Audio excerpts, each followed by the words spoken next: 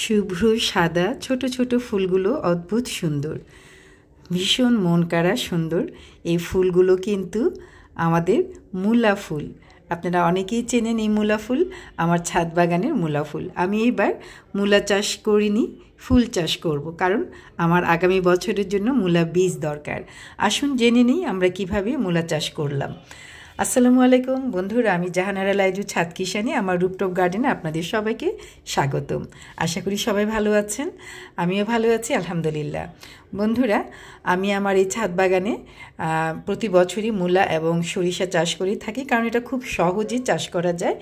এর পাতাগুলো পাখিতে খায় না, পোকামাকড়ও আক্রমণ করে না, তাই খুব সহজেই বীজ ছিটিয়ে দিলেই আর একটু পানি ছিটিয়ে দিলে কিন্তু গাছ হয়ে যায়, শাক হয়ে যায়, এবং সেই শাক থেকে মূলাও হয়, মূলার বীজও রাখা যায় আগামী বছরের জন্য।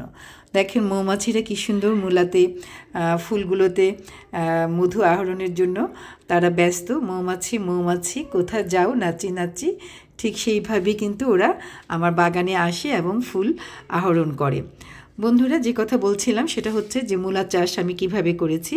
মূলা চাষে অবশ্যই বালি মেশাতে হবে আমাদের, যেহেতু টবের গাছ, ছাদ বাগানের গাছ। 40% মাটি আর হচ্ছে 10% বালি আর 40% হচ্ছে গোবর সার বা পাতা পচা সার, যে কোনো জৈব সার বা এগুলো মিশিয়ে নিতে হবে। তারপর হচ্ছে আপনাকে হাড়ের গুঁড়ো, শিংকুচি, নিমখোল এগুলো তো মেশাতেই হবে মাটির সুস্থতার জন্য।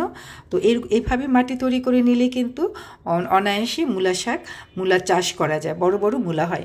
মূলা চাষের জন্য অবশ্যই আমি যেভাবে ছিটিয়ে দিয়েছি, অনেকগুলো বীজ একসাথে দিলে সেখানে কিন্তু মূলা হয় না, ওখানে কিন্তু শাক খাওয়া হয় এবং এই মূলার বীজ নেওয়া হয়। মূলা নিতে হলে আমাকে কিন্তু মূলার জন্য পর্যাপ্ত জায়গা দিতে হবে। যেমন একটা টবে 12 ইঞ্চি টবে আমি খুব বেশি হলে 5টা মূলা যদি বীজ দিই, 5টা মূলা আমি তুলতে পারি। আর যদি আমি বেশি বীজ ছিটিয়ে দিই তাহলে কিন্তু মূলা হওয়ার জন্য যে পর্যাপ্ত জায়গা দরকার সেই জায়গাটা থাকে না, তখন শুধু শাক পাতা খাওয়া হয় এবং পরে সেটা মূলার ফুল চলে আসে। তো বন্ধুরা, আমি ফুল নিচ্ছি কারণ আমার মূলার বীজ দরকার। আমার এখানে 2 ধরনের মূলা আছে, একটা সাদা মূলা, একটা হচ্ছে লাল মূলা। সাদা মূলার ফুলটা হচ্ছে এরকম পিঙ্ক কালারের, আর লাল মূলার ফুলগুলো হচ্ছে সাদা। অদ্ভুত না? ভীষণ ভালো লাগে আমার এই ফুলের কিন্তু সাদা মূলার ফুলের কিন্তু থেকে বীজ কিন্তু হয়ে গেছে। দেখেন এই যে বীজগুলো কত সুন্দর, কত হৃষ্টপুষ্ট হয়ে বড় হচ্ছে। আমি কিন্তু প্রতি সপ্তাহে কিচেন কম্পোস্টই দিয়ে যাচ্ছি। প্রতি সপ্তাহে না, 3-4 দিন পর পরে আমি দিই, সপ্তাহে 2 বার দিই। তাহলে কিন্তু বীজগুলো বেশ বড় সড়ো হৃষ্টপুষ্ট হয় এবং সেই বীজ থেকে কিন্তু পরের বছর খুব বেশি সুন্দর ফলন হয়। দেখেন এখানে সরিষা গাছও কিন্তু প্রচুর বীজ হয়ে গেছে এবং এই বীজগুলো কিন্তু অনেক বেশ হৃষ্টপুষ্ট। আশা করি অনেক ভালো মানের বীজ আমি সরিষার এই গাছ থেকে পাবো, মূলা গাছ থেকে পাবো ইনশাল্লাহ। তো এইভাবেই আপনারাও খুব সহজেই টবে, ছাদে মূলা চাষ করতে পারেন। মূলা চাষের জন্য কোনো কীটনাশক দরকার পড়ে না, কারণ পোকা আক্রমণ করে না পাতাতে। মূলা পাতা একটু খায়, তবে সেগুলো একটু ছাই ছিটিয়ে দিলে বা নিম তেল স্প্রে করে দিলেই কিন্তু চলে যায়। আমার সেগুলো কিছুই করতে হয় না, তাই অনায়াসে আমরা ছাদ বাগান থেকে আমি প্রতি বছরই মূলা শাক, সরিষা শাক খেয়ে থাকি। আমার এই শাকগুলো ভীষণ ভালো লাগে। লাল শাক, ডাঁটা শাক ওগুলো করতে বেশি একটু খাটুনি করতে হয়।